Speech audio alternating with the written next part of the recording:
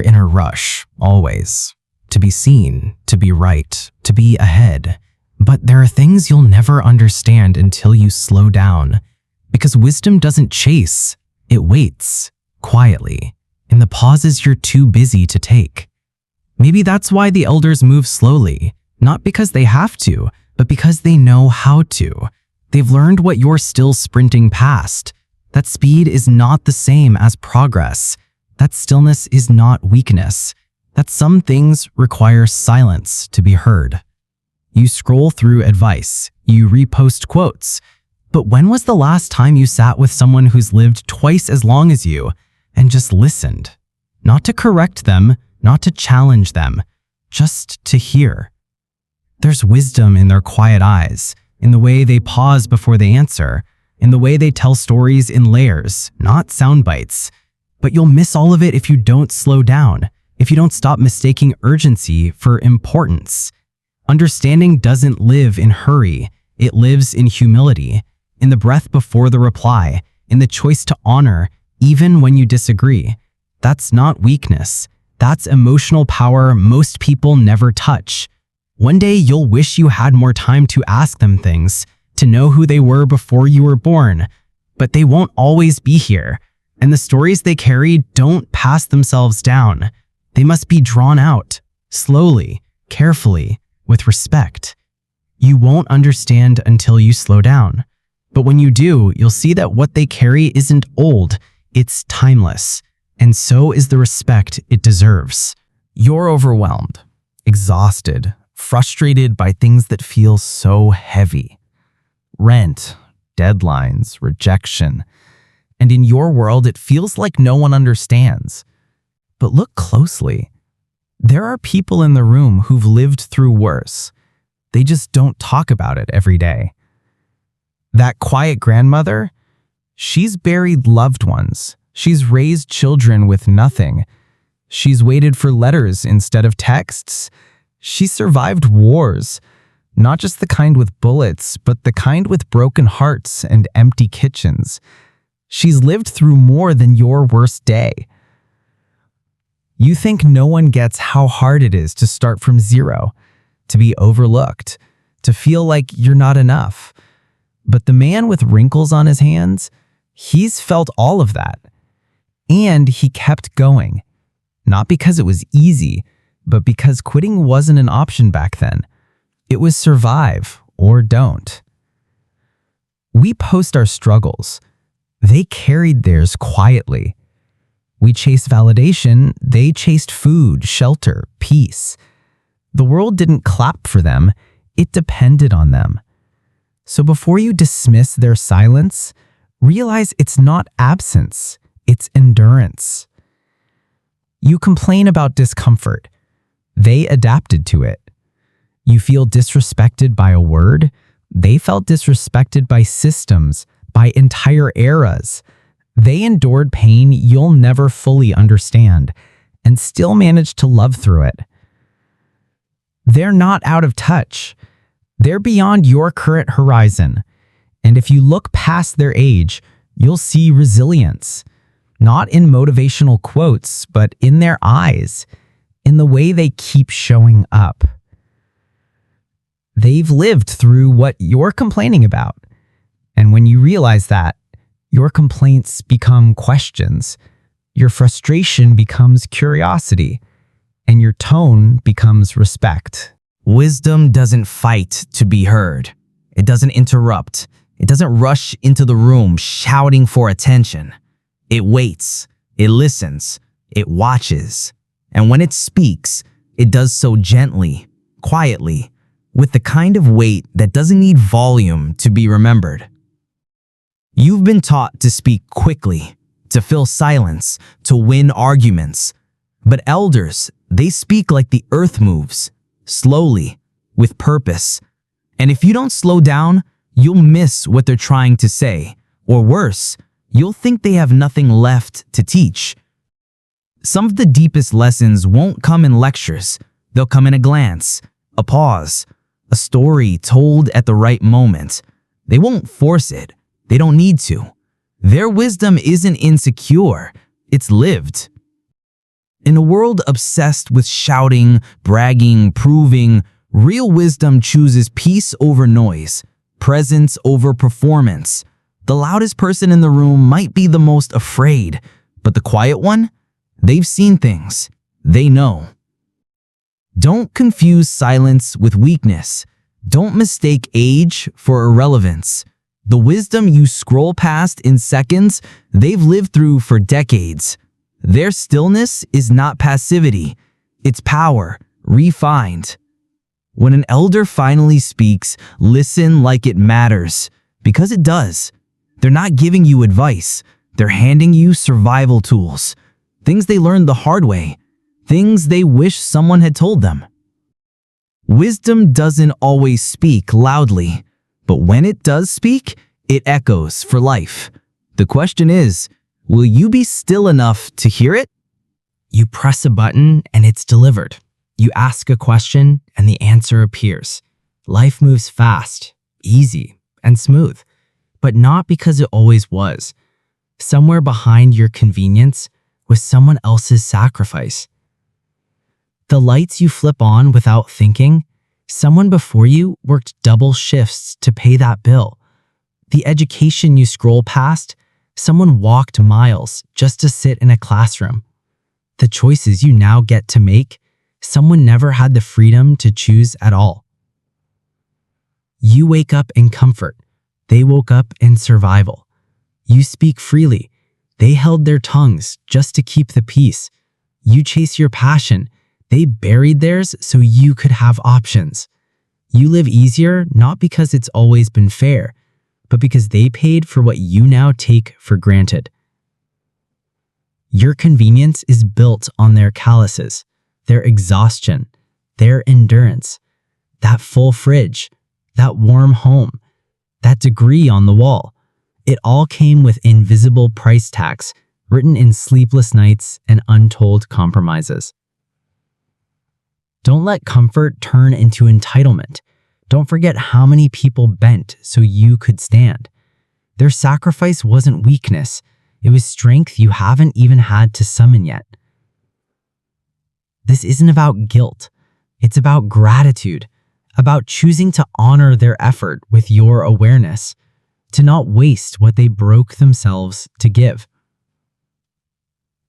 Your convenience was their sacrifice. The question is, will you respect what they built or forget who built it? You think you figured it out. You've got the tech, the speed, the information. You know what they don't. You move faster, talk louder, learn quicker. But let's make something clear. You're not smarter. You're just younger. Your phone knows everything, but that doesn't mean you do. You scroll through answers, but they lived through consequences. They didn't have Google. They had experience, and experience teaches you things no algorithm ever will. It's easy to look back and think they made all the wrong moves, but every bad choice they made gave you options they never had. They didn't get to chase dreams, they had to chase survival. So be careful who you call outdated. Wisdom doesn't mean knowing the latest. It means understanding the lasting, what endures, what matters. They know how to keep going when things fall apart because they've actually had to. You may have more tools, more knowledge, more access, but do you have more peace, more patience, more self-control? Because intelligence isn't about how fast you know, it's about how well you live. They aren't behind, they're ahead, just on a different timeline, when you haven't reached yet. One where ego softens into understanding, where loud opinions become quiet wisdom. You're not smarter, you're just younger. And one day, if you're lucky, you'll look back and realize how much they actually knew. Patience isn't weakness, it's respect. It's the quiet way we say, "You matter." It's how we honor those who move slower, speak softer, remember differently. In a world that rushes, patience is a radical act of love. We show up late, check our phones, interrupt their stories because we think we already know how they'll end. But what if being patient isn't about waiting? It's about valuing. What if it's how we say, "You still have something to teach me"? Their pace isn't inefficient, it's intentional. They don't speak in sound bites, they speak in lessons. And if you keep rushing them, you'll miss the gold buried in their pauses, the meaning behind their eyes. Patience doesn't just serve them, it shapes you. It slows your mind, softens your heart, makes space for something more sacred than speed, presence. It turns a routine visit into a sacred exchange. When you choose to sit longer, wait slower, listen deeper, you're not just being polite, you're offering something rare in today's world: dignity, the gift of time, the grace to be heard without being rushed. Patience isn't passive, it's powerful. It says, "I can slow down because you're worth it." It's how legacy is passed, not in noise, but in stillness, not in urgency, but in reverence. Patience is a language of honor, and sometimes it's the only language the soul understands. You show up, you smile, you sit, you check your watch. Maybe you ask how they're doing, but do you really listen? Or are you just waiting for the conversation to end? A visit is a gesture. Listening is a gift. They've been waiting for that knock on the door, not just for company, but for connection. Someone to remember that they're still here, that their voice still matters, that their story isn't finished just because it's slowed down.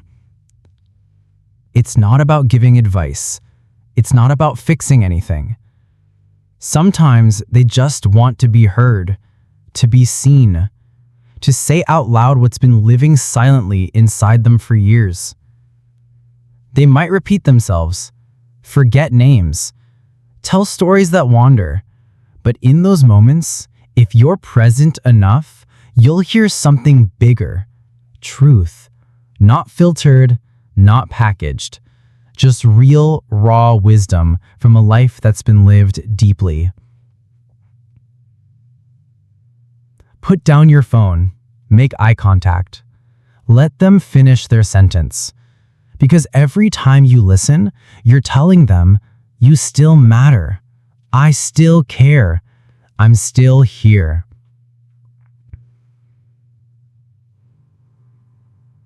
Don't visit out of duty. Don't show up just to check a box. Sit with them like time doesn't matter, because to them, it doesn't. What matters is that you showed up with attention, with presence, with respect. Don't just visit. Listen. One day, you'll wish you had. And when you do, it won't be the silence that haunts you. It'll be the words you never stopped to hear. You think you have time. You think youth lasts forever. But one day, you'll look in the mirror and see someone else, a version of you with slower steps, quieter mornings, and deeper memories. One day, you'll be the elder. Maybe you'll have stories to tell, ones that no one seems to have the time to hear.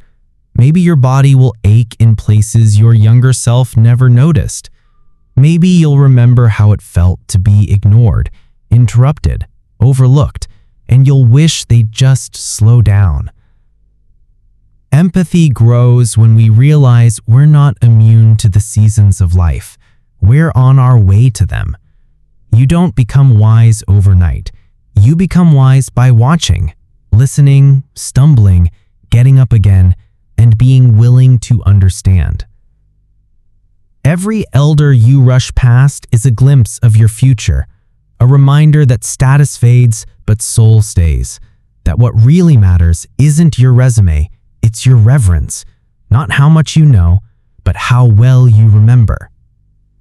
One day, someone will visit you, maybe a grandchild, maybe a stranger, and you'll hope they see you more than your age. You'll hope they hear you without judgment. You'll hope they care.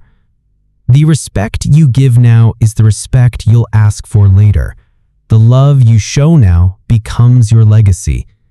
Don't wait until you're the elder to understand their silence.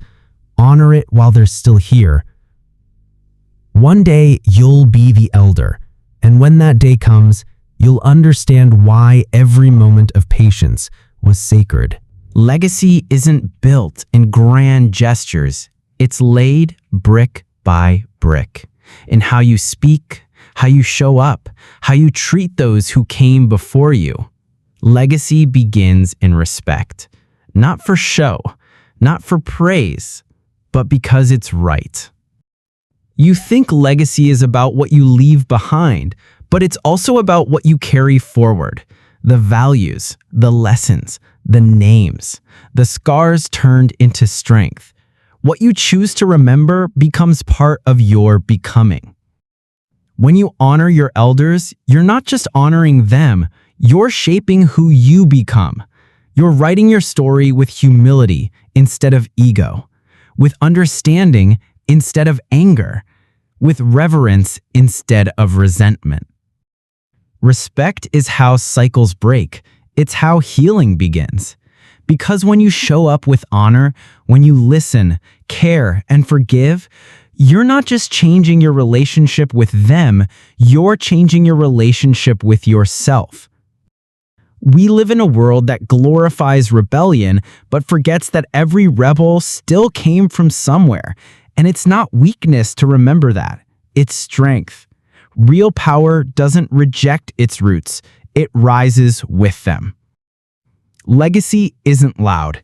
It's consistent, and it's built always on respect. That's how names live on. That's how love becomes generational. That's how your story becomes something worth passing down. They came before you, walked roads with fewer lights, heavier loads, and less applause. They stumbled so you could stand, bent so you could rise. Their road was longer, harder, quieter, but they kept walking. And now you're here with more comfort, more options, more freedom. But don't let that make you forget. Don't let it make you arrogant. What you call progress was once their sacrifice. And what you call old was once everything. You don't have to agree with everything they did. You don't have to repeat it. But you do have to respect it. Because every generation pays a price. And if you're not paying it now, it's because someone already did. Respect isn't weakness. It's strength that remembers, maturity that listens, wisdom that knows. One day, the world will look at you the way you now look at them, and you'll want to be seen, not for your perfection, but for your path. So take a moment, look into their eyes, ask them their stories, thank them, even if they didn't get everything right, because they walked so you could walk further. That deserves something deeper than thanks. That deserves honor. They walked the road first. Respect it, learn from it, carry it forward with grace.